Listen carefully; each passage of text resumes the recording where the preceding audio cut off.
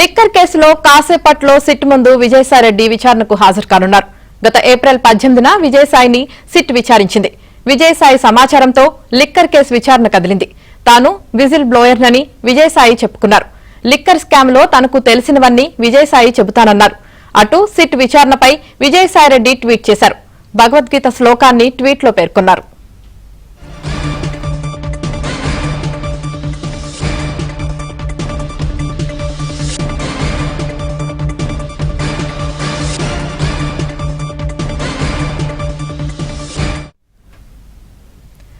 Liquor కేసులో కాసేపట్లో SIT ముందు విజయసాయిరెడ్డి విచారణకు హాజరు కానున్నారు. ఇక దీనికి సంబంధించి పూర్తి సమాచారం మా ప్రతినిధి సత్య అందిస్తారు. సత్య,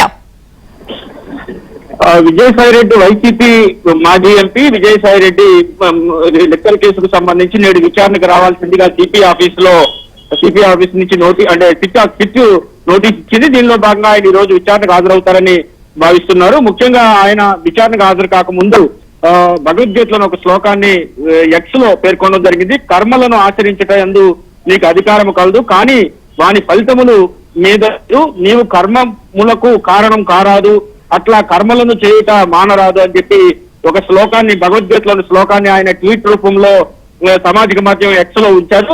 మరి కాసేపట్లో విజయసాయిరెడ్డి కూడా విచారణకు హాజరు కావాల్సి ఉంది. గతంలో విచారణకు హాజరైనప్పుడు మద్యం కేసు కుంభకోణం మొత్తం సూత్రధారి పాత్రధారి కూడా కేసిరెడ్డి అని అప్పట్లో చెప్పడం జరిగింది. తర్వాత మరికొన్ని పేర్లు చెప్పడంతో వారందరినీ కూడా పోలీసులు అరెస్ట్ చేశారు. వాళ్ళందరూ కూడా ప్రస్తుతం అయితే మాత్రం కొందరు బెయిల్ పైన, కొందరు జైల్లోనూ ఉన్న పరిస్థితి అయితే ఉంది. దీనిపైన అంటే ఓవరాల్ ఈ మొత్తం వ్యవహారం పైన విజయసాయిరెడ్డి మరలా విచారణకు ఈ రోజు పిలవడంతో ఆయన మరిన్ని పేర్లు చెబుతారు. దాంతో ఈ మొత్తం వ్యవహారంలో అసలు గుర్తంతా బయటపడుతుందనే ఆందోళన అయితే వైసీపీ శ్రేణుల్లో అయితే కనిపిస్తోంది. మరి కాసేపట్లో ఆయన విచారణకు వస్తారని చెబుతున్నారు. మరోవైపు ఆయన అధికారులకు ఓవరాల్ గా తాను విచారణకు వచ్చే అంశంపై సంశయం ఉన్నట్టుగా సమాచారం ఇచ్చినట్టు తెలిసింది.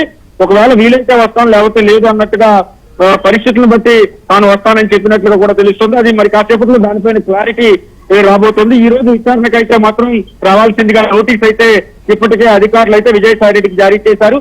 ఈసారి ఆయన వచ్చి ఎవరెవరి పేర్లు చెబుతారనే ఆందోళన అయితే మాత్రం వైసీపీ శ్రేణుల్లోనూ మద్యం కుంభకోణంతో సంబంధం ఉన్న వారిలోనూ వ్యక్తమవుతున్న పరిస్థితి అయితే ఉంది. Right, thank you Satya.